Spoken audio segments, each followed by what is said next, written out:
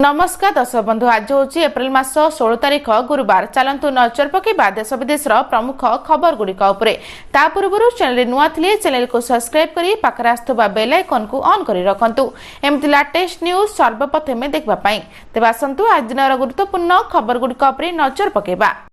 आज प्रथम खबर श्रद्धालुओं सहज एवं महाप्रभु दर्शन खूब शीघ्र स्लॉट बुकिंग माध्यम दर्शन व्यवस्था। श्री मंदिर रे आउरी सुगम एवं महाप्रभु दर्शन श्रद्धालुओं सुविधा खूब शीघ्र स्लॉट बुकिंग व्यवस्था। तेबे बड़ दौड़ चतुर्मूर्ति दर्शन पे ऑनलाइन बुकिंग व्यवस्था आरंभ होगा जाऊँगी। श्रीमंदिर प्रशासन सहित राज्य सरकार आलोचना करुछंती। तेबे आईन मंत्री पृथ्वीराज हरिचंदन कहते श्रीमंदिर दर्शन को सुगम करने विभिन्न रास्ता अपना जाऊँगी। खूब शीघ्र स्लॉट बुकिंग माध्यम श्रीमंदिर दर्शन व्यवस्था आरंभ हो। तेबे उभय लाइन एवं स्लॉट बुकिंग दर्शन जारी रहिबो। तेज स्लॉट बुकिंग करथिबा श्रद्धालु माने किभଳି निर्दिष्ट बुकिंग समय महाप्रभु दर्शन करें ताकू नजर रखी एभली व्यवस्था चिंता कराउछि बोली आईन मंत्री कहछन्ति बोली खबर अछि। परवर्ती खबर आज घर घर बुली जनगणना 80,000 कर्मचारी नियोजित। आज आरंभ हो घर घर बुली जनगणना। एप्रिल 16 रु मे 15 तारिख जाए मासेव्यापी चलिबो जनगणना। प्रथम 3 दिन घर नंबरिंग करा एथिबे 80,000 कर्मचारी नियोजित होइछन्ति। 8,000 सुपरभाइजर अछन्ति एवं 10,000 जनगणनाकारी को रिजर्व रखा जायछि। एमान समस्त तथ्य डिजिटल आनिबे एने सूचना देछन्ति जनगणना निर्देशक निखिल पवन कल्याण।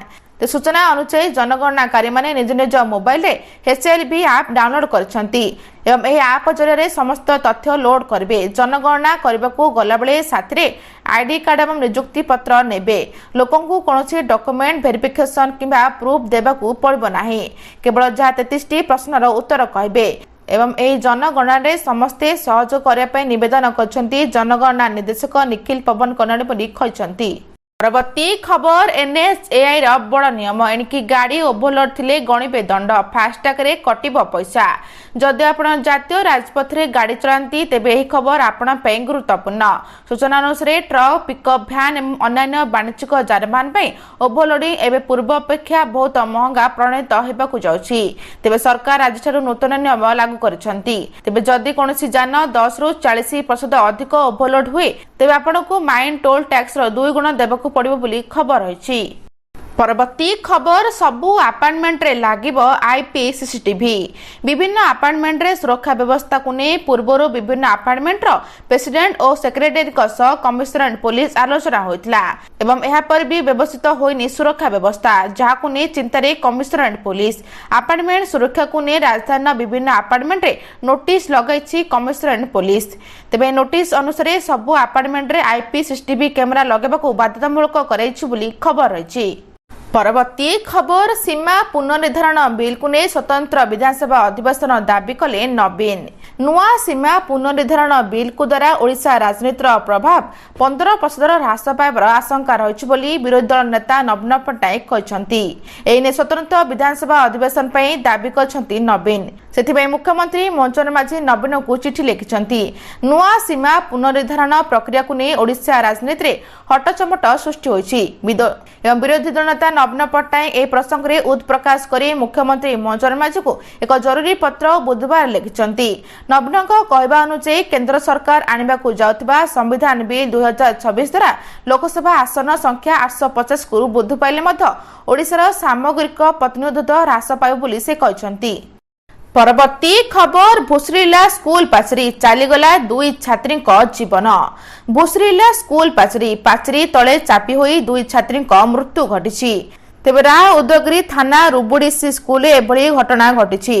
मृत छात्री 2 जण हेले चतुर्थ श्रेणी रे उड़ंती रोहित और पंचम श्रेणी बेकिलेश रोहित। तेबे खबर पाई घटनास्थल रे पुलिस एवं नुआगढ़ ब्लॉक प्रशासन पहुंची मृतदेह जबत करबा सह घटनार तदंत करुछि। ते बुधवार सखड़ा स्कूल थिला। पिलांक पाठपढ़ा परे विद्यालय छुट्टी होई सारिथिला। या पर स्कूल परिसर रे पिला माने खेलुथिले। चतुर्थ श्रेणी ए 2 छात्री मध्य सांग पिलांक सह खेलुथिले। ए समय हठात स्कूल पाचेरी भांगी सेमानक उपरे पड़ जायथिला। परे पाचेरी तळे चापी होई 2 छात्री मृत्यु करथिला बोली खबर रहिछि।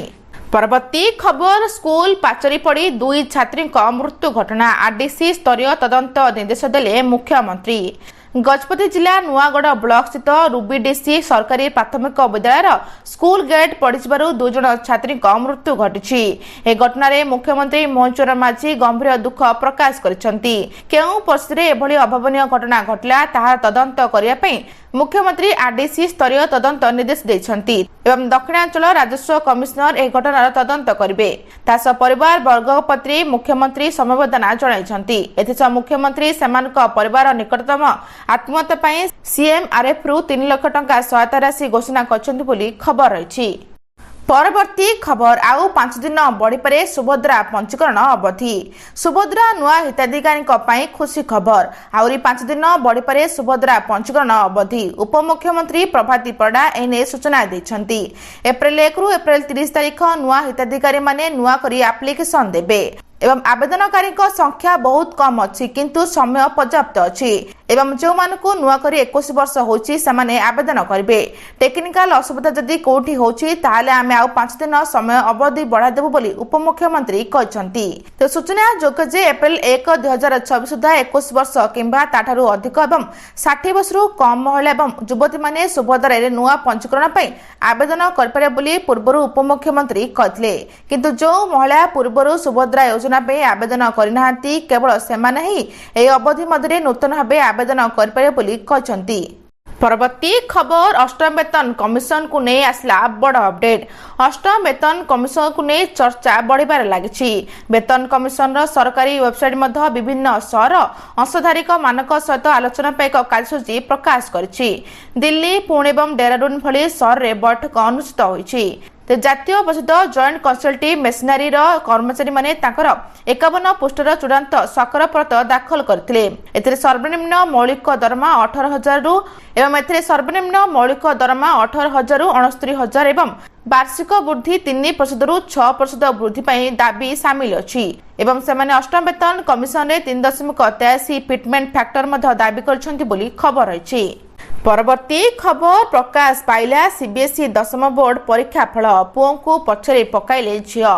प्रकाश पाइला सीबीएसई 10th बोर्ड परीक्षा फल तेज छात्र छात्री माने सीबीएसई ऑफिशियल cbse.government.in एवं रिजल्ट cbse.nic.in रे रिजल्ट उपलब्ध होईछि। वेबसाइट रो छात्र छात्री माने रिजल्ट पाइछंती।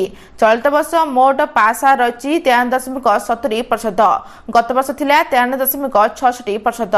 तेबे गत वर्ष तुलना रे चलित वर्ष 0.04% वृद्धि पाइछि। एतेस चलित वर्ष मध्ये पुओं को पछरे पकाइछंती झियो एवं पुओं को अपेक्षा झियो को पास अधिक रछि। चलित वर्ष सारा देश 25 लाख परीक्षार्थी 10th बोर्ड परीक्षा देथिले एवं ओडिसा रो अछंती 1 लाख परीक्षार्थी बोली खबर अछि। परवर्ती खबर आजिठू घर घर बुली जनगणना 80,000 कर्मचारी नियोजित। आजिठू आरंभ हेबो घर घर बुली जनगणना। एप्रिल 16 रु मे 15 तारिख जाए मासे व्यापी चलिबो जनगणना। प्रथम 3 दिन घर नंबरिंग कराजिबो। एथिपय 80,000 कर्मचारी नियोजित होइछंती। 8,000 सुपरवाइजर अछंती एवं 10,000 जनगणनाकारी को रिजर्व रखा जायछि। एमान समस्त तथ्य डिजिटल आनिबे एने सूचना देछंती जनगणना निर्देशक निखिल पवन कल्याण। सूचना अनुसार जनगणनाकारी माने निज निज मोबाइल रे एचएलबी ऐप डाउनलोड करछंती एवं एही ऐप जरिए समस्त तथ्य लोड करबे। जनगणना करबाकू गला बेले साथरे आईडी कार्ड एवं नियुक्ति पत्र नेबे। लोकंकू कोनोसी डॉक्यूमेंट वेरिफिकेशन किबा प्रूफ देबाकू पड़बो नाही। केवल जहा 33टी प्रश्नर उत्तर कहबे एवं एही जनगणना रे समस्ते सहयोग करिया पय निवेदन करछंती जनगणना निर्देशक निखिल पवन कल्याण बोली कहछंती। आज एतिकी भिडियोटी भल लगे चैनल को सब्सक्राइब करी वीडियो को गोटे लाइक करी शेयर करबा जमा भी भूलिबेनी। रहउची नमस्कार।